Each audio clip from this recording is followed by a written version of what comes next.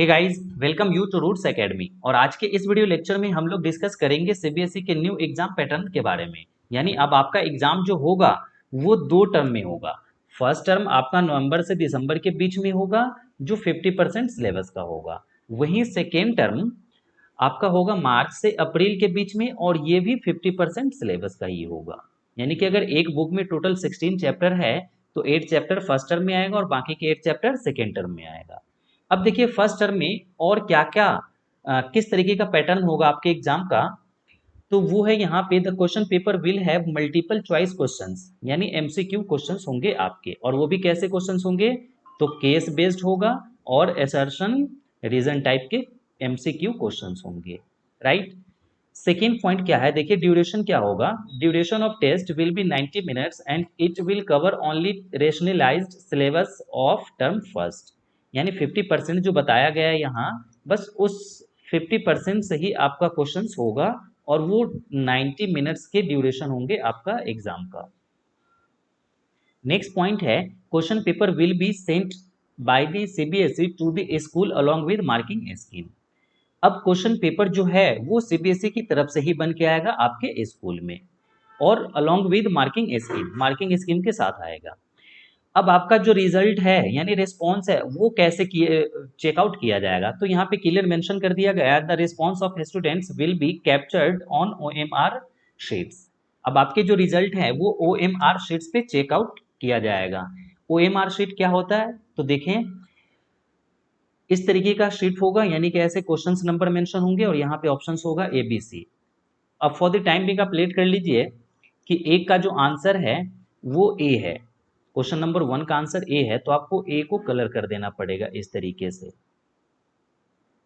ऐसे पूरा dark. Most of the time हम लोग ब्लू पेन से करते हैं या फिर ब्लैक पेन से करते हैं। ऐसा पहले इंट्रेंस टेस्ट में होता था बट इस बार बोर्ड पेपर में भी कर दिया गया है। ऐसे अगर फॉर द टाइम भी आप लेट कीजिए कि 3 का आंसर है बी, तो आपको क्या करना पड़ेगा, बी को कलर कर देना पड़ेगा यहाँ, ठीक है। इस तरीके से हमें बाहर नहीं जाना होता, ये जो सर्कल दिया हुआ ना इससे बाहर हमें कलर नहीं करना होता। और ये चेकआउट होता है, मशीन से चेकआउट होता है, इसको टीचर नहीं करते हैं, राइट। अब वहीं देखिए टर्म सेकेंड में क्या है, तो टर्म सेकेंड का जो पेपर होगा तो कह रहा है इसमें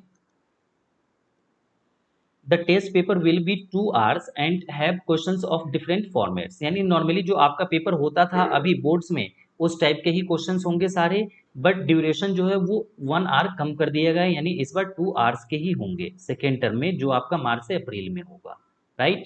वो क्वेश्चंस जो है सारे वैसे ही होंगे जैसे पहले होता था।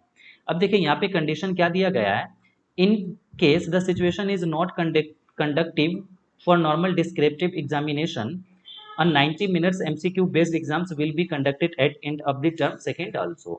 यानी कि अगर ये सिचुएशन नॉर्मल नहीं रहा तो जो फर्स्ट टर्म में एग्जाम लिया गया है सेम ऐसे एग्जाम आपका सेकेंड टर्म में भी लिया जाएगा, राइट। अब देखिए फाइनल मार्क्स आपके किस तरीके से प्रिपेयर होगा उसके लिए भी सीबीएसई ने एक न्यू एडवाइजरी जारी किया है, उसको देख लेते हैं। देखिए इसके लिए टोटल 4 केस है।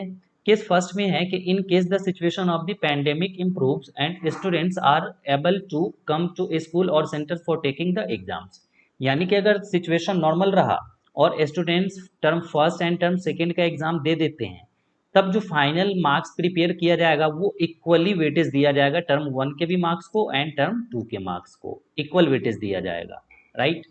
वही सेकेंड कंडीशन में कह रहा है कि in case the situation of pandemic forces completely closure of schools during November and December 2021 but term second exams are held at the schools और सेंटर्स।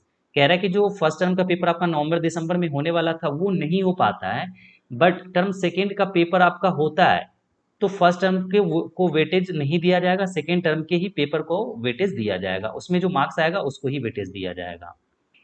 सेकेंड है यानी सी पार्ट में कह रहे हैं यहाँ पे देखिए कि अगर इस बार क्लोजर यानी स्कूल ड्यूरिंग द मार्च अप्रैल, यानी मार्च अप्रैल में जो आपका फाइनल पेपर टर्म होने वाला था सेकेंड टर्म वो नहीं हो पाता है, but term first exams are held और टर्म फर्स्ट हो पाता है, तो इस केस में किया जाएगा कि आपके टर्म फर्स्ट के ही मार्क्स को वेटेज दिया जाएगा, टर्म सेकेंड में जो भी होगा उसको वेटेज नहीं दिया जाएगा।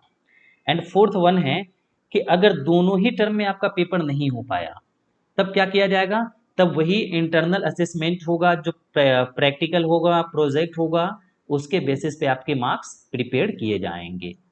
राइट?